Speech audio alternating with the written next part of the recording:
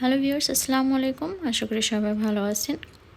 বরাবরের মতো আরেকটি রেসিপি নিয়ে আপনাদের মাঝে হাজির হয়েছি। আশা করি আজকের রেসিপিটি আপনাদের কাছে ভালো লাগবে। ভিন্নভাবে হাঁসের ডিম ভেঙে রান্না করব। চলুন তাহলে কথা না বাড়িয়ে মূল উপকরণে চলে যাই। ফ্রাই প্যান গরম করে নিয়ে পরিমাণ অনুযায়ী তেল দিয়ে দিলাম। তেল গরম হয়ে এসেছে, এ পর্যায়ে দিয়ে দিচ্ছি পেঁয়াজ পেস্ট পরিমাণ মতো, দিয়ে দিচ্ছি স্বাদ অনুযায়ী লবণ, পরিমাণ অনুযায়ী হলুদ গুঁড়া, জিরের গুঁড়া পরিমাণ মতো, লাল মরিচের গুঁড়া পরিমাণ অনুযায়ী। তেলের মধ্যে মশলাগুলো একটু ভেজে নিব সামান্য পরিমাণে। অনেকটাই ভাজা হয়ে এসেছে। এ পর্যায়ে আমি পরিমাণ মতো পানি দিয়ে দিচ্ছি মশলাগুলো কষানোর জন্য। মশলাগুলোকে কষিয়ে নিব। মশলাগুলো কষানো হয়ে এসেছে। এ পর্যায়ে বেশি পরিমাণে পানি অ্যাড করলাম ডিমগুলো রান্না করার জন্য। পানি একটু গরম হয়ে আসলে হাঁসের ডিম একে একে ভেঙে দিব।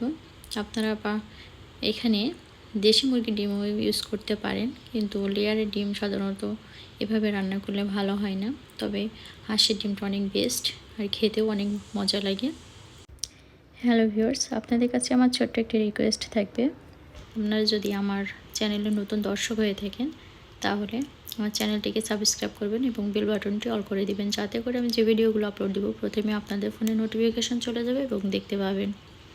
এই ঢাকনা দিয়ে ঢেকে দিব। কিছুক্ষণ পর ঢাকনাটা তুলে নিচ্ছি। নিচের সাইডটা অনেকটা হয়ে গেছে, উপর সাইড হওয়ার জন্য উল্টাই দিব ডিমগুলো। এভাবে ডিম রান্না করলে খুবই কম সময় লাগে, ঝটপট দ্রুত রান্না করে ফেলা যায়। যাই হোক, কথার ফাঁকে আমার ডিম রান্না হয়ে গেছে। আমি এখন তুলে পরিবেশন করব। আমি যেভাবে রান্না করেছি আপনারা বাসায় ঠিক সেভাবে রান্না করবেন, দেখবেন হাঁসের ডিম এভাবে রান্না করলে খুব খেতে টেস্টি লাগে আর সময়টাও কম লাগে।